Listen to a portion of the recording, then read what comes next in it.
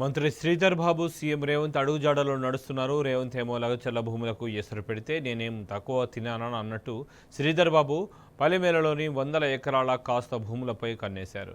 గతంలో మంత్రిగా రైతుల కళ్ళు కప్పి కాజేసిన భూములను ఇప్పుడు డక్కన్ సిమెంట్ కంపెనీకి కట్టబెడుతున్నారు. కంపెనీలో తమ్ముని వాటా కోసం శ్రీధర్ బాబు ఇదంతా చేస్తున్నారన్న ఆరోపణలు వెలువెత్తుతున్నాయి. భూములు ఇచ్చేది లేదని రైతులు తేల్చి చెబుతున్నారు.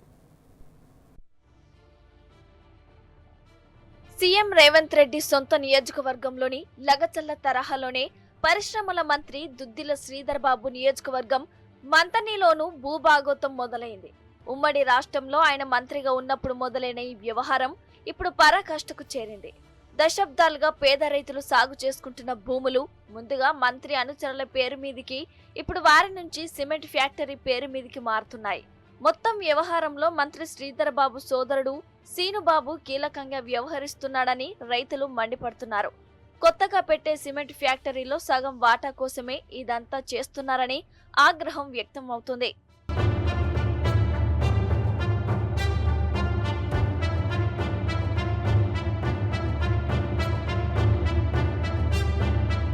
జయశంకర్ భూపాలపల్లి జిల్లా పలిమేల మండల కేంద్రం శివారులో 26 వేరువేరు సర్వే నెంబర్లలో సీలింగ్ భూములు ఉన్నాయి. బొడాయిగూడెం, పంకెన, పలిమేలకు చెందిన సుమారు 150 మంది దళిత, గిరిజన రైతులు 60 ఏళ్లుగా ఈ భూములను సాగు చేసుకుంటున్నారు. కాగా 1975 నుంచి 76లో వచ్చిన సీలింగ్ చట్టంతో భూస్వాముల నుంచి నాటి ప్రభుత్వం స్వాధీనం చేసుకుంది. మోకాపై కాస్తులో ఉన్న రైతులపై విచారణ జరిపిన రెవెన్యూ అధికారులు కొందరికి తోక పాస్ పుస్తకాలు ఇచ్చారు. అయితే 30 ఏళ్ల క్రితం గోదావరి ఉప్పొంగి ఊరు మునిగి రైతులు నిరాశ్రులయ్యారు. తర్వాత అధికారులు సీలింగ్ భూములను అక్రమంగా విరాసత్ చేసి బోగస్ పట్టాలు ఇచ్చినట్లు ఆరోపణలు ఉన్నాయి.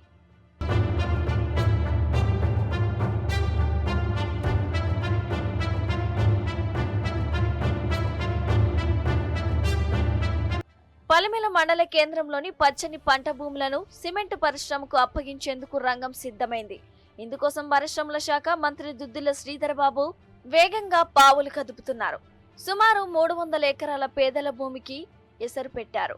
2008లో మంత్రిగా ఉన్నప్పుడు ఆయన సొంతూరు ధన్వాడతో పాటు లద్నాపూర్, కేశవపల్లి, 8 ఇంక్లైన్ కాలనీకి చెందిన కాంగ్రెస్ నేతలు అనుచరుల పేరిట 202 ఎకరాలు, మరో 100 ఎకరాలు ఇతరుల పేరిట రిజిస్ట్రేషన్ చేయించారని రైతులు చెబుతున్నారు.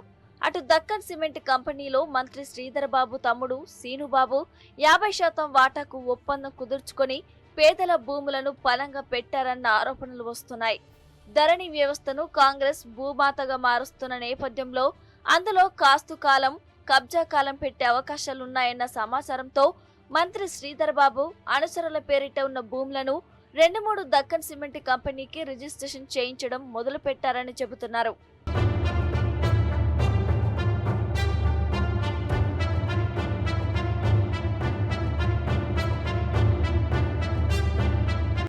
మోకా, కాస్తు భూములు తమకు తెలియకుండా ఇతరుల పేరిట రిజిస్ట్రేషన్ కావడంపై మొదటి నుంచి రైతులు ఆందోళన చెందుతున్నారు. ఇప్పుడు మళ్లీ దక్కన్ సిమెంట్ పేరు మీదకి రిజిస్ట్రేషన్ చేస్తున్నారన్న విషయం తెలియడంతో తమ జీవనాధారమైన భూములు పోతున్నాయని గగ్గోలు పెడుతున్నారు. భూములను కాపాడుకునేందుకు ఆందోళనకు సిద్ధమవుతున్నారు. సీలింగ్ భూములను అక్రమంగా విరాసత్ పట్టాలు సృష్టించి మొదట కాంగ్రెస్ నేతల పేర్ల మీదకి, ఇప్పుడు కంపెనీకి అమ్మినట్లు చేస్తున్నారని ఆరోపిస్తున్నారు. ప్రాణాలు పోయినా తమ భూములను వదులుకునేది లేదని తేల్చి చెప్తున్నారు. ఇప్పటికే 102.35 ఎకరాల భూమి దక్కన్ సిమెంట్స్ కు దారాదత్తమైంది. రైతుల నిరసనలకు భయపడి తాత్కాలికంగా నిలిపివేసినట్టు తెలిసింది. భూదందాపై పలిమేలలోని రైతులు ఆగ్రహం వ్యక్తం చేస్తూ నిరసనలకు సిద్ధం కావడంతో కాటారం సబ్ కలెక్టర్ మయాంక్ సింగ్ మంగళవారం పలిమేల రైతు వేదిక వద్ద రైతులతో మాట్లాడారు. ఎంతమంది రైతులు ఎన్నేళ్లుగా కాస్తులో ఉన్నారని తెలుసుకున్నారు. రైతుల వాంగ్మూలాన్ని రికార్డు చేసుకున్నారు. మరోవైపు భూములను దక్కన్ కంపెనీ పేరిట రిజిస్ట్రేషన్ చేయించిన పలిమేల తహసీల్దార్ విచారణలో ఎక్కడ కనిపించకపోవడం అనుమానాలకు తావిస్తుంది. దీనిపై ఆయన్ను వివరణ కోరగా భూములు దాదాపు 50 ఏళ్లుగా కాస్తలో ఉందని, వాస్తవమేనని, రికార్డులో ఇతరుల పేర్లు ఉన్నాయని చెప్పారు.